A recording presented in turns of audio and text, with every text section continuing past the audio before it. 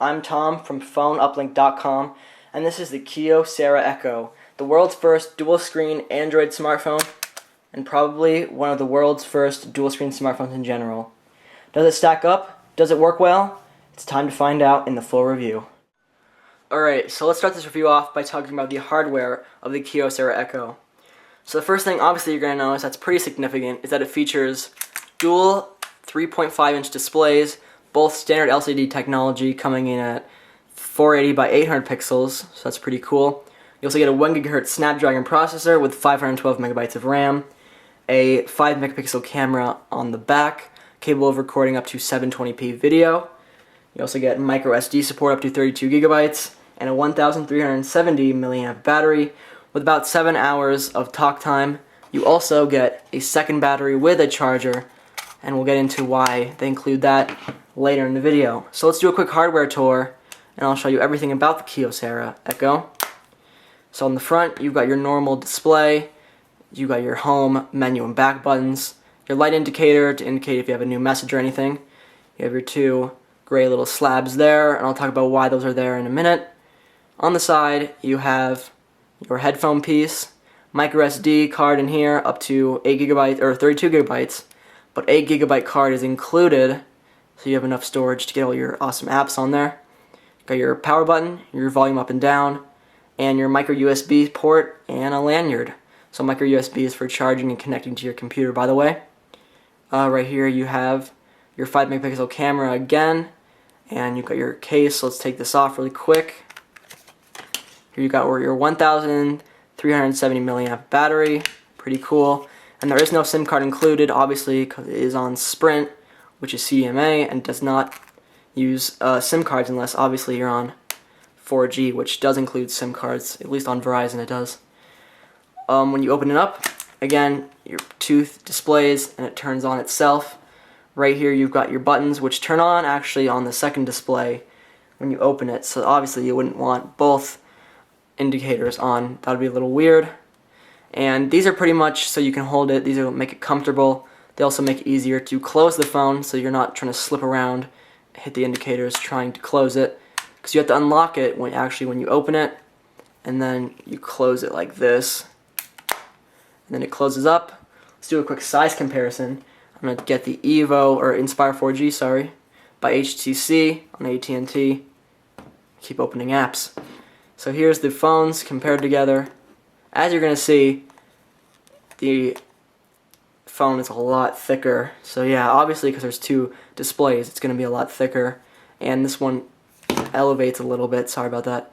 It's a little bit higher when you, even then, because the camera is right there. But this is definitely a lot thicker than a lot of other phones. And that could be a problem for you. I haven't really found it a problem for me. The phone's really not that heavy, so that's good. So let's talk about the actual dual screen support with the Kyocera Echo, because obviously it's not going to work too well if you don't have good support. So Kyocera has added a couple interesting things to this phone to make dual screens pretty cool. First thing you're going to notice is that it does work. Both screens are touch screens, so you can swipe with either screen. So that's pretty cool. Let's open up the browser and I'll show you something you can do. So let's go to a different website. I didn't want to use this website because it has a lot of Flash content. Let's try, I have to think of one off my head now. Let's try CNN.com. And as you do see, it does have Swipe pre-installed. Don't know if you'll like it. I think it's fine. It took me some time to get used to, and there still are a couple things I need to get used to. But overall it's pretty good. Let's go to the full site of CNN. If I can get that to open. Open a new window. I usually can't get CNN. Well, that's a weird issue. Oh, well, I just noticed that, honestly. I don't know why I didn't open on both displays. Full site. Yeah, that's really weird. Hold on, let's go back. Never seen that happen before.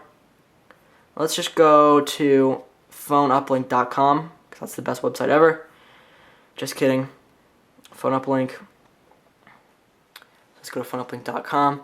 So here we are. Here we're on the website again. It's loading up right now. I think it's about done. So again, you've got dual displays.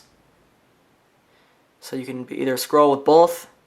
Double tap all works pretty good. let's go into an article and I'll show you the implementation that Kyocera has implemented. So let's scroll down, double tap. Let's say you're reading an article and for whatever reason you want to text somebody or do something else. Put fingers or one finger on both displays. And as you can see, you can set to do something else on one of the displays. You've got either the choice of opening one of these apps on that one or that one. And as you can see, you don't get full support. Not everything is supported. There's only a couple apps that Kyocera has enabled. But let's go into the YouTube app. That's probably the most interesting on this one. And do not show this message again. And I don't honestly know why you'd want to do this, especially with reading an article and a YouTube video. This is just me trying to show you an example. We'll scroll right there. So let's find a video. Let's do Smosh video. So here you are, have it loading. I'll turn up the volume. Shut up! I can't believe I'm finally a Pokemon trainer. I'm gonna catch them all and nothing's gonna stand in my way. So as you can see, it does work. There is a little bit of slowdown when you're actually doing both things at once, especially with the YouTube videos or anything with Flash related. But it does work. It definitely does work. Again, I'm not quite sure why you want to use it, especially with the apps that they said you could use. And you can also switch which ones are where. But I'm not quite sure exactly. I've never found myself wanting to use both at the same time. Maybe if you wanted to look through your contacts, possibly, and you were sending someone an email up here or down there, possibly. Again, I don't really know. I don't use it a whole lot, but it is there and it's kind of cool. And usually if you're not loading Flash or something, it will work pretty good. So let's try, let me go into Angry Birds, because I do like this game. And this is a game that most games are now enabled. You can use on dual screens. And the funny thing is, you actually had to download a plugin. Their plugin, Kyocera's plugin, you actually have to download when you first get the phone. We turn the volume of that, that's a little loud. But yeah, you have to actually install it. It's kind of weird. I thought they'd just have it there. But, you know, whatever.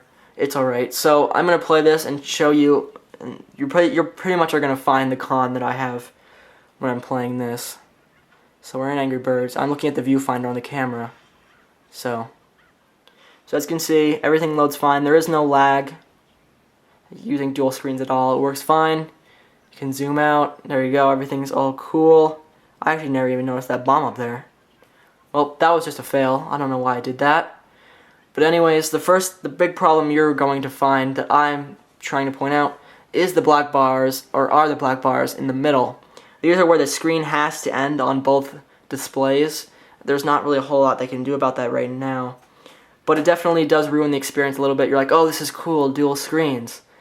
And then there's this black bar, which does make it sometimes hard to play Angry Birds. When you've got dual displays, it's kind of weird having that black bar. Because sometimes, let's say, well, I failed the level. Let's say, for example, this monkey right here. The monkey is like completely gone, as you can see behind that black bar.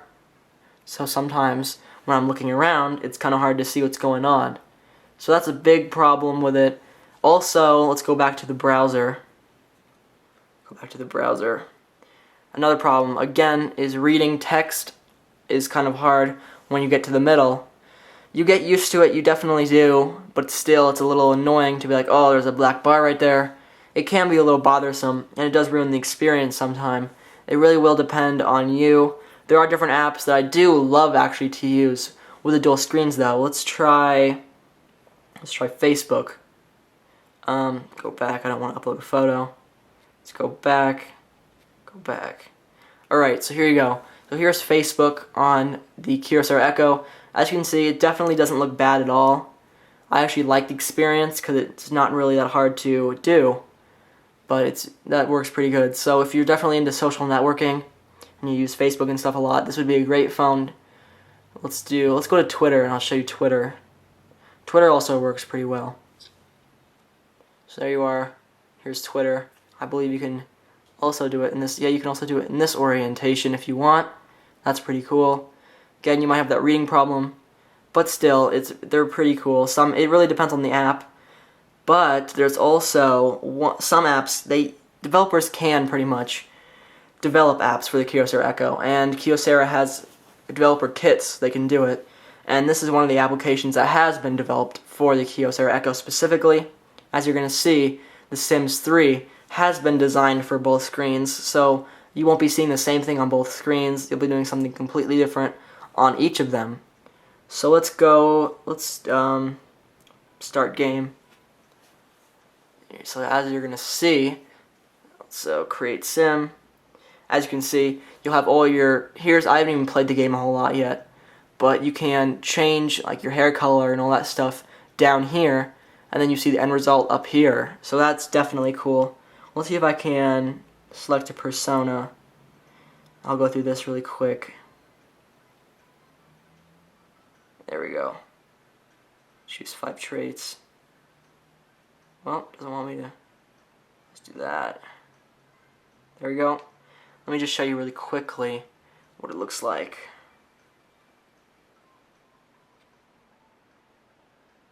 Okay, my name's Cubby, or County. Done. Okay. I just want to show you the actual game. So developers can make games, and the problem is I don't think it's actually going to happen, just because this is one phone. There aren't a ton of Android phones out there that have dual screens. This is the only one out there. So I don't think that developers are going to see interest or see why they should. Sorry, all these things are coming up. I don't know why they will want to. Why would a developer want to make an app like this? Spend all the time making an app for dual displays if there's only one phone out there, which hasn't matured much yet, that has a dual display. So I don't know. It really depends. We'll have to wait and see if developers jump on board and make apps. I just don't think, as much as I want it to happen, because that'd be kind of cool, I don't think it is going to happen, sadly. But it is a cool concept. As you can see, it does work, and there isn't really any lag at all. So it all does work pretty well on Android 2.2 and the 1 GHz Snapdragon processor. I use Advanced Task Killer to kill that. Oh, so talking about speed. Speed on here on the Kyocera Echo is pretty fast. I haven't seen any slowdown. Everything seems to work really well. Everything's really fast. And yeah, I haven't seen any lag. I don't really know much to say. It's pretty snappy. It's not the fastest in the world. It's not like super crazy fast, but it does work pretty well. You can also, again, even when you're not using the dual displays, you can always just use it with one display if you want to, because you're not always going to be using dual displays everywhere you go. Maybe you will, but again, I don't. Usually when I'm out somewhere, I'll take it out and use one display, unless I'm on Twitter or Facebook, and then in that case, I'll usually use dual displays. Or obviously Angry Birds, which I play a lot in here, just because dual displays is still kind of fun. Now let's talk about another con, because there is obviously another con with the dual displays, is battery life. Battery life with dual displays on the Kyocera Echo is awful. So I'm going to be downright serious about this. It is really bad. It lasts maybe, they say 4 hours of talk time, but I'm guessing they're talking about with only one screen on. And when you have 2 screens on, you can just almost watch the battery indicator drop.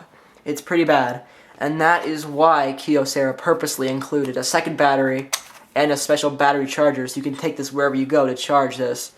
And I don't think that's necessarily a good thing for them to do. I know it's nice that they include a second battery, because if they didn't, I'd be even more angry.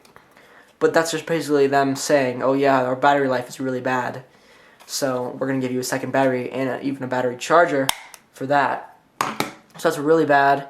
Hopefully they can, maybe in the next model, if they make another dual screen phone, is they improve the battery life and make the battery bigger than 1,370 milliamps, because that's a pretty small battery right now, especially for dual displays. So practically you won't be using dual displays quite often. You're probably going to be using one display most of the time.